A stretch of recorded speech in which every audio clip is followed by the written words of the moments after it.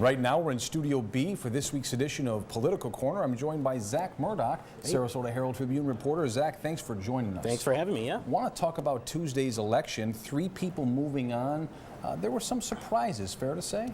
Yeah, I think so. Yes, it turned out to be a very tight race.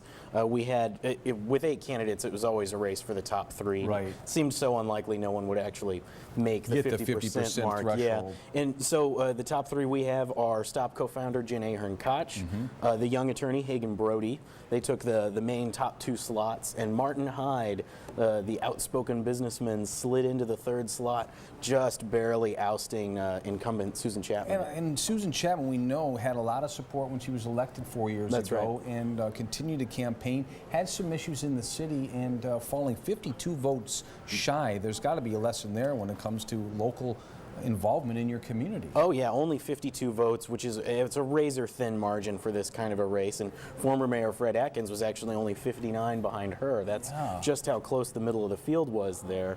And you know, you have to imagine that Susan, a lot of people very much support her. A lot of people criticize her pretty harshly.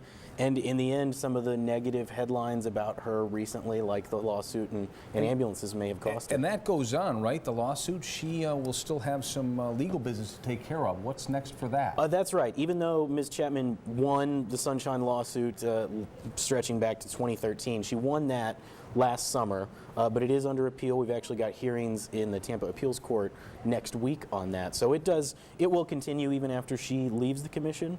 But as I understand it, it was in the course of duty as a city commissioner. The city will continue to litigate that unless the commission or judge says otherwise. All right, Zach, we'll be watching closely for this runoff election coming up on May 9th. Thanks for joining us. Thanks.